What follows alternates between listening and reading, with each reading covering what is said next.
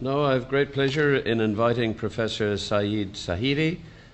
He is among the leading designers of prosthetics, and he is the technical director of Charles Blatchford and Sons and a fellow of this academy and the Institute of Mechanical Engineers. Saeed and his team have won many prestigious prizes and no fewer than 4 Queen's Awards for technological achievement. Saeed was responsible for the commercialization of the first intelligent processors in the early 90s and is currently working with his team on the development of an advanced integrated processor which uses microprocessors to control ankle, foot and knee joints. Thank you very much, Professor. Sir James Parker, and ladies and gentlemen, thank you very much for this. I'll bring this back up again. Thank you. This is really an opportunity to sort of perhaps try to focus your mind into something possibly from the Olympic and the Paralympic time, and also possibly give you a picture from a very niche market rather than the very generalized medical engineering market. I think you heard quite a lot about the potentialities of disruptive technologies and how the technologies can be disrupted coming through a spin-off from universities or SMEs, and the large companies have to go iteratively perhaps to grow their requirements of the technology. I think in the area of amputation, where there is about, in the Western world, 1 in 1,000 people gets amputated, and that number unfortunately is increasing because of the diabetics, and potentially recently about the traumatic surgeries as well as the military surgeries. But also you have got the situation where in some of the developing countries, as the technology becomes more affordable, the type of people who have been amputees and would have potentially not been served are now requiring prosthesis. And then the spin-off of that is actually comes into rehabilitation and the care of disabled population, which you have seen some example of the exo legs and the orthotics, which effectively collectively is under the banner of assistive technology has been evolving and developing. Blatchford, I think as a company, has been going on for 123 years, so effectively as not quite an SME, not quite very magnificently large, has to rely on innovation, and effectively being innovation driven have been able to provide not only rapid growth for their own organization, but also in terms of setting up gold standards for the other industries to follow. Fortunately or unfortunately, we are a group of 7 or 8 companies in the world which potentially provides prosthetic feet and prosthetic devices, and about probably 4 which actually provide knee joints of the advanced system. And maintaining our sort of number 3 position in the global market, it also meant that we also need to be probably the Rolls-Royce makers back in the 90s of the prosthesis, and actually setting up gold standards for the others to follow.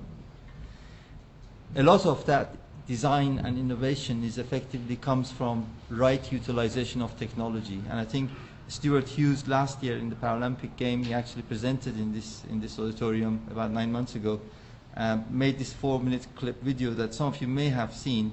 So it may be a good idea to actually listen how Stuart went about describing what he has discovered. After 6 months in development, today I finally get to try on the leg that's been made for me, especially for the Olympic torturing leg. And to give you a sense of how far the technology has come, this is the sort of leg that an amputee might have worn until the 1970s or the 1980s, made of aluminium. But the technology is changing, the science is changing, and so the leg that's been made for me is made of state-of-the-art carbon fibre. I'm going to get to try it on in a few moments' time, but first of all, let's find out how it was made.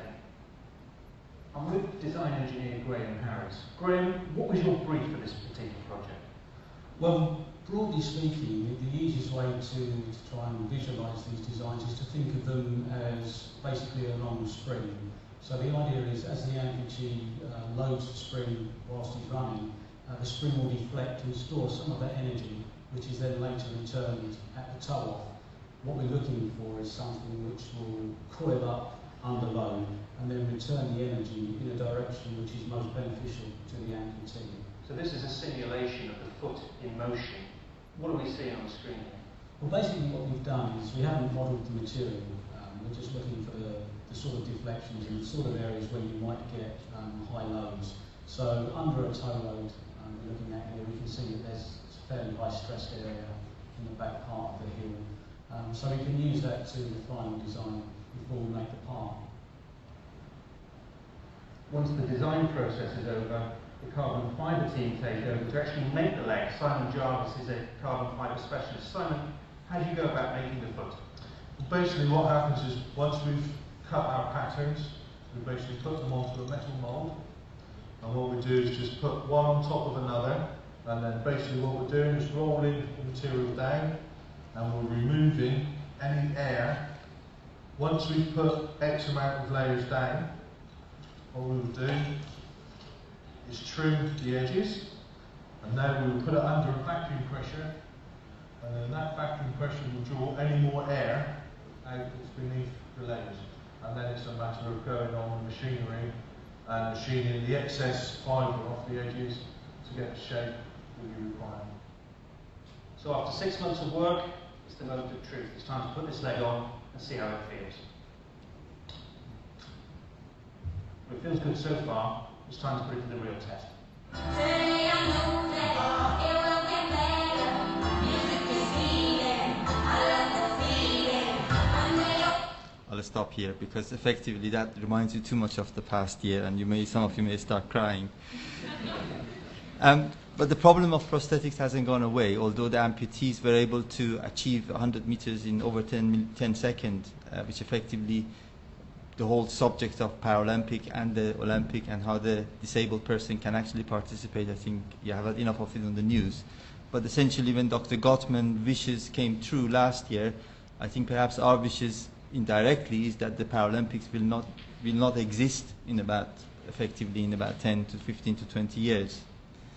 In terms of the problem that the population of the amputee have, still the socket is a problem, the interface to the body. We have had experimentation done extensively with osseointegration, and the issues of infection comes in. And there are solutions being looked at which effectively could provide a better interface. And that's where the distinction between medical robotics and effectively prosthetic comes in. Effectively you have a situation where the amputee needs to be in control, the same way any user of any particular device wants to be in control. And that requires better understanding of how we can interface, not only in terms of the neuron, but also in terms of to be able to get biosensors and sensory feedback and effectively have the appropriate control. And that is still a long way away, so that issue remains a problem despite all the technology and the sciences we have thrown at it. But nevertheless, there are solutions that we can actually provide by better understanding of the science of locomotion, better understanding of how people actually walk. And to some degree, what we have been fortunate enough as an organization and have been unique is the fact that we do operate within the NHS at the moment. We have got 17 contracts, including one of them at Headley Court, where we got a large volume of young amputee soldiers which have come back with bilateral amputations, where these people would not have existed 10 years ago or even 5 years ago. In the previous conflict, they would not have necessarily survived or would have been wheelchair bound. These guys now want to drive their Q5s and Cayennes and all these fancy cars that they get, and they want to be totally independent. Therefore, the whole idea and the concept of integrated limb has been driven by effectively requirements of a need that these people have to have much better control. But nevertheless, the issues of the interface needs to be still resolved.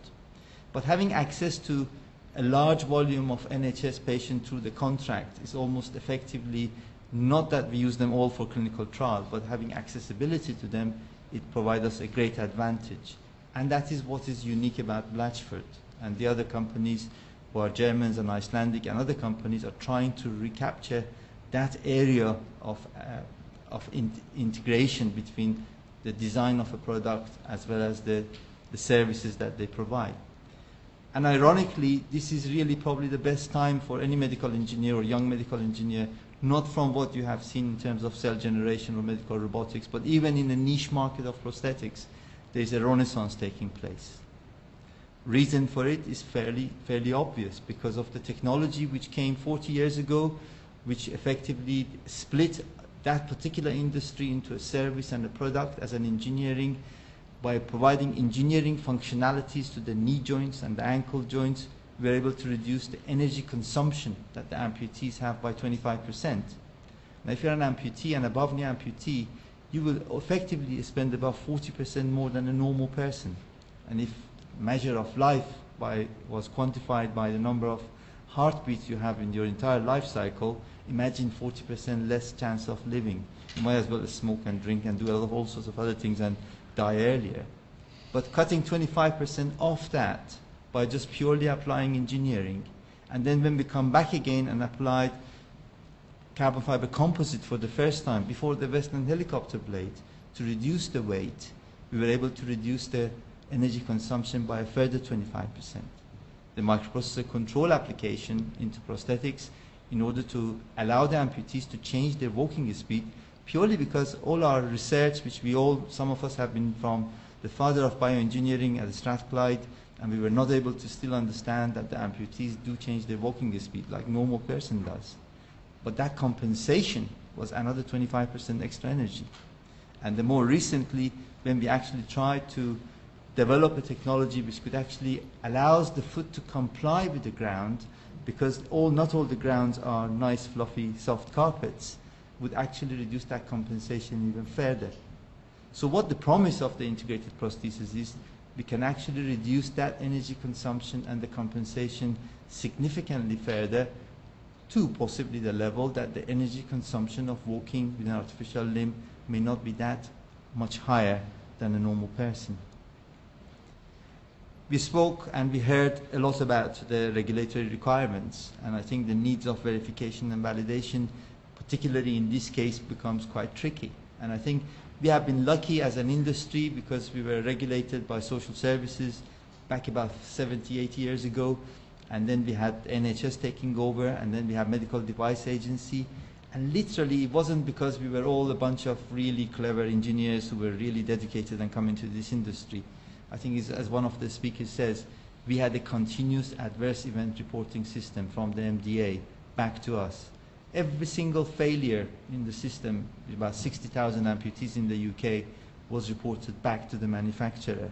So we were able to quickly respond and correct it. But the response was based on the fact that the company, the organization, and the country, and the whole society believed in the case of a loss of a limb, the patient comes first, because they had to be able to go from A to B and deal with the activities of daily living. We now understand a lot better.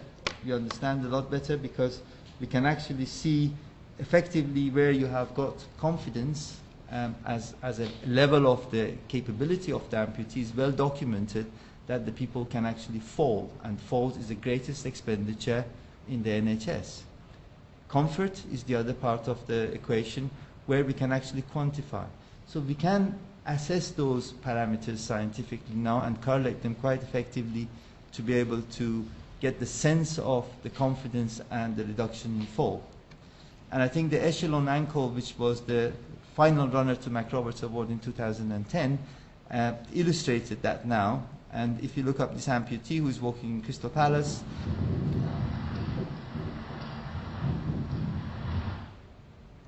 and you can see the reliance on that steep slope to be able to hold on to the wall. Same amputee, the same knee, the same everything except the foot and ankle changed, and is able to walk a lot more confidently. And that actually shows the reduction in risk of the fall. And the reason for it is because we understand now whatever happens at the ground level, it effectively reflects itself at the socket interface level.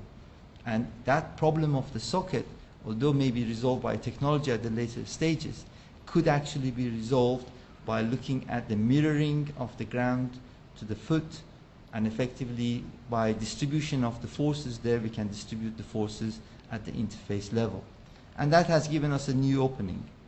And that potentially effectively allowed us to start experimenting with what we can say be mimicking or simulating the activities of the muscle in the skeletal control and the joint control. So for example, if we can actually have a viscoelastic damper put in serial with a spring, that effectively a Maxwell type of model that potentially could provide us a simulation of the control of the muscles.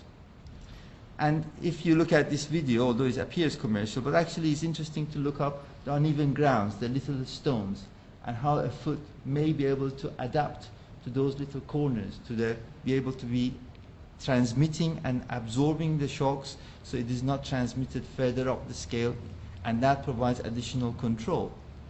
We then came up with the idea, well, if we can actually apply a microprocessor control to the hydraulics, and when the amputee is going up the hill, shut the valves and allow all the energy to be absorbed by the spring, the amputee will get a sense of assistance. But equally, if you have got lots of energy absorption and return by the springs which is set into the foot, when the amputee goes down the hill, you want to actually have a braking force so that they won't get propelled forward. So using the microprocessor control technology by being able to effectively sense the degree of the slope and adjusting the damping characteristic, we can customize and provide the right balances at the knee and the ankle. Now with the knee we do the same thing exactly by effectively providing a hydraulic damping, this time mounted rather than a carbon fiber spring, mounted a pneumatic spring. And effectively by simulating the control of the viscoelastic damping of the hydraulic during the stance phase, we can provide a high yield, high resistance, and effectively change that during the swing phase. And then in terms of the compliance with the different speed of walking, that swing characteristic can change itself. So when the amputee walks slowly, the limb will swing slowly, and when the amputee walks fast, the limb will walk fast. But that security and confidence is essential in terms of that potentially the stability that the limb will provide and the sense of security that the amputee will feel to be able to to participate in the activities of the daily living. So where we are now in terms of the technology, we now understand a lot more about when we actually got the dampers that we effectively could put in series with the springs. And by adjusting them, we can potentially provide a sort of mimicking of the muscle action. And that will allow us to look at the whole concept of the integration, and rather than having a specific microprocessor control systems which is controlling the knee and controlling the foot together, integrate these two into one system so you can actually have your ankle and foot talking to your knees and vice versa. And that will then extend itself for the right leg to be able to talk to the left leg, which effectively satisfies what back in 2006 General Baxter from the MOD asked to be satisfying the requirements of this generation of the soldiers which comes in. So in summary, what we have got is we have got a set of springs which could potentially allow us to provide a brake in a prosthesis through the microprocessor control, and the same scenario can actually provide us an assistive, so we can add more of the power into the system. And adding that to the benefits that effectively an integration system will provide us, we can potentially see the next generation of the artificial limbs will be an integrated prosthesis. So the same technology which split the industry 40 years ago is actually effectively bringing this back. And now we are looking into adaptability to the socket and the socket transformation. Yes, the density of the sensors is magnified. We have got a lot of more sensing to do, and we can do a lot more sensing on the prosthesis. But that potentially allows us to be able to provide even finer control. All of this design is effectively around the user-centered design, and effectively the benefit and the advantage that our industry has, particularly the way we have to deal with every individual as well as a collective group of amputees, is the need to be able to focus on customization and adjustment. So I hope that gives you a very brief description of what is happening in the prosthetic world. And I think just remembering that His Highness Prince Philip was gracious enough to actually recognize and acknowledge the needs of this industry, and his impetus has actually been behind a lot of our activities. Thank you very much.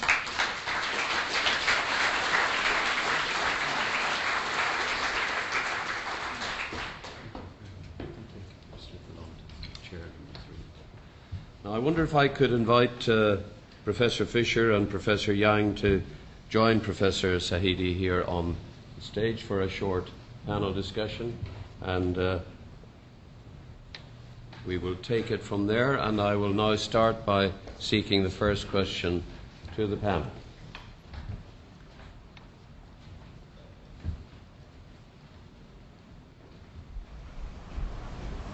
Yes, sir. It's Ran from the USA.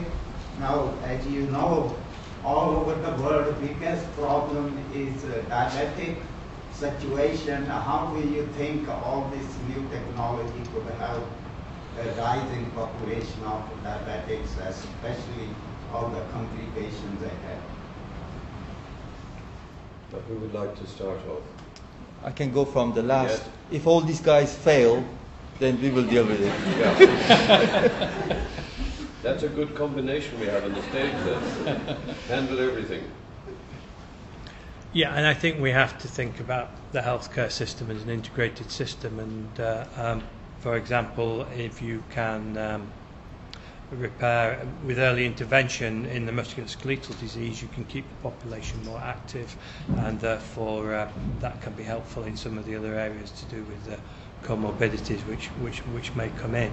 And then I think equally, once diseases, vascular diseases start in the patients, then you have to have interventions that can help repair and replace those disease and degenerative tissues. And so, but I think, to my mind, one of the challenges for the global healthcare system is the integration, and to get also sufficient emphasis on well-being and prevention.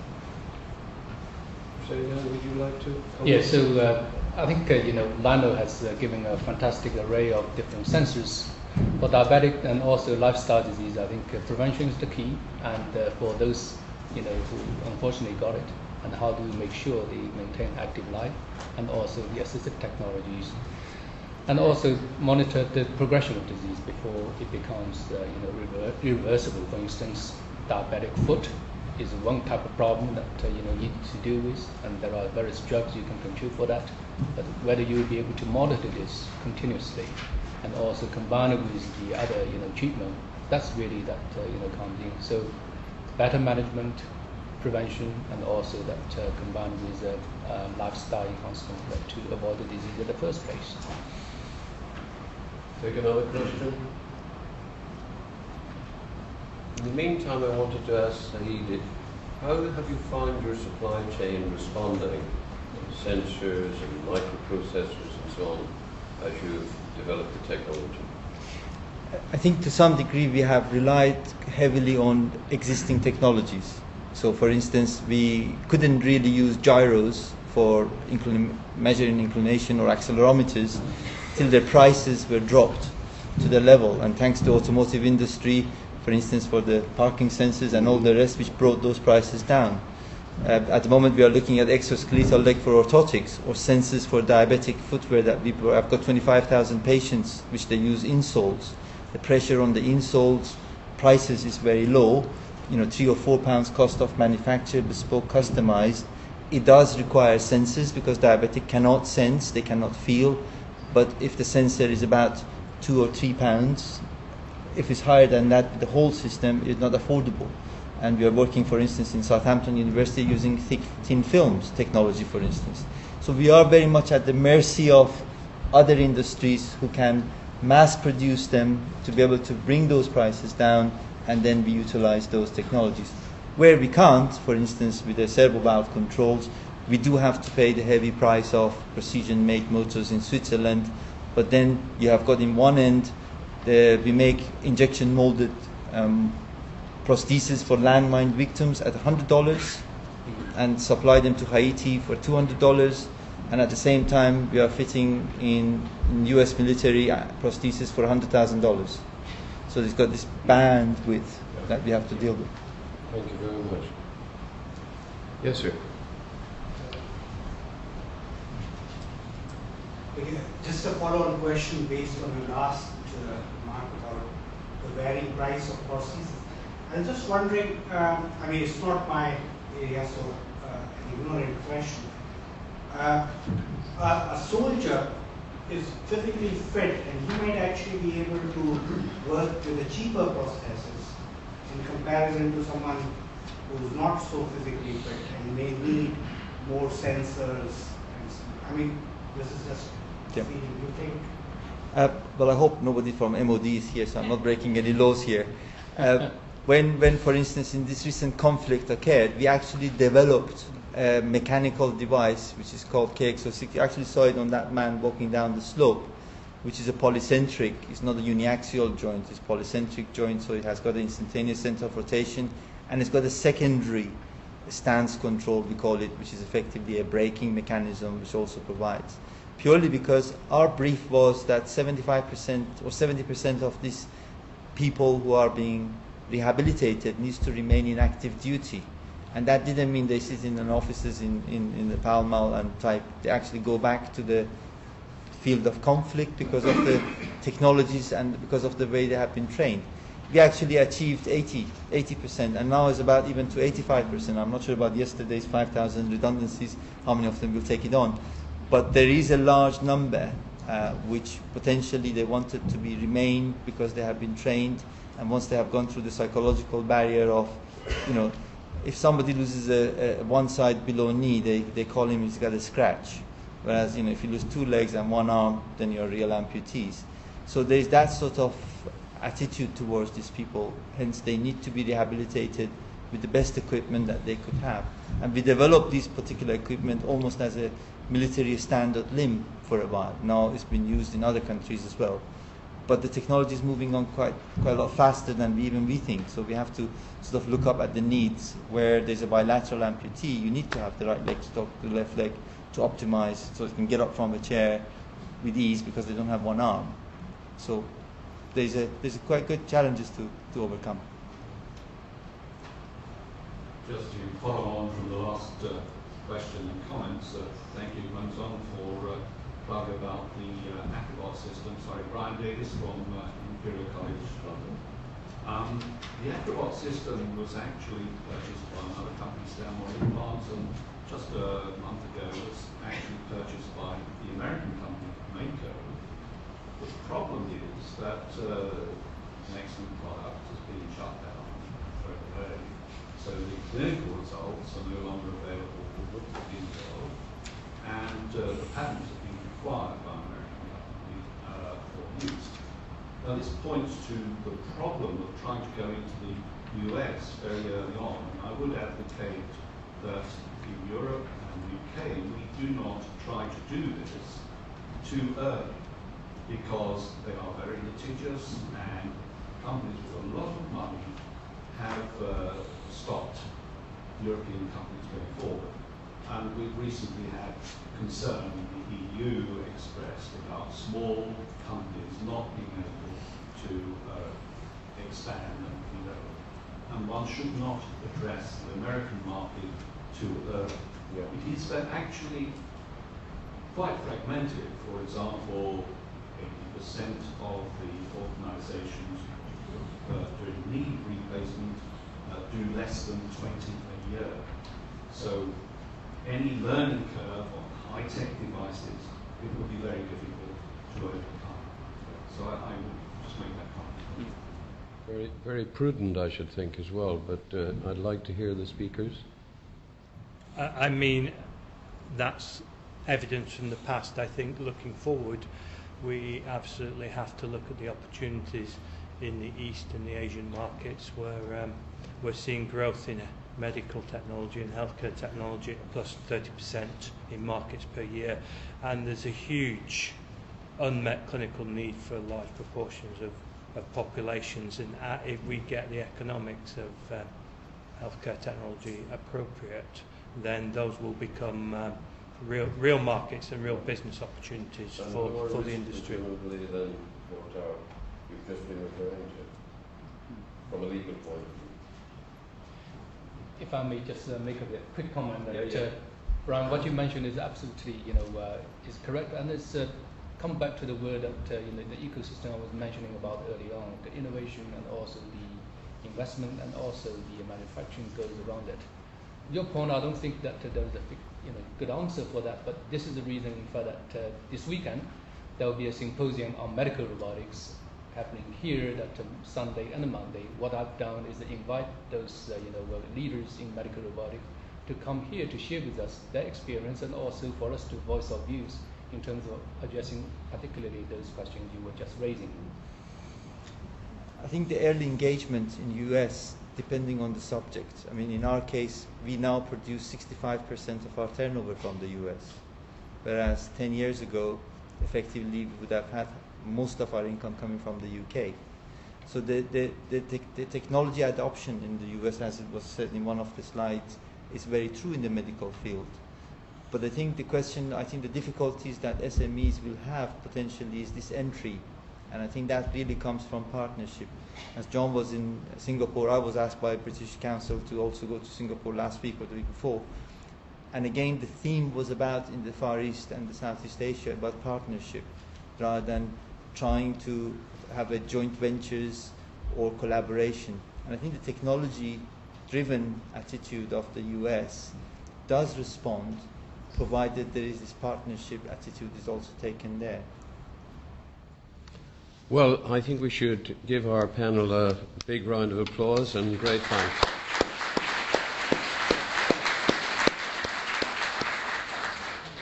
And we all deserve a cup of tea next room. Thank you very much. Thank you very much. Thank you.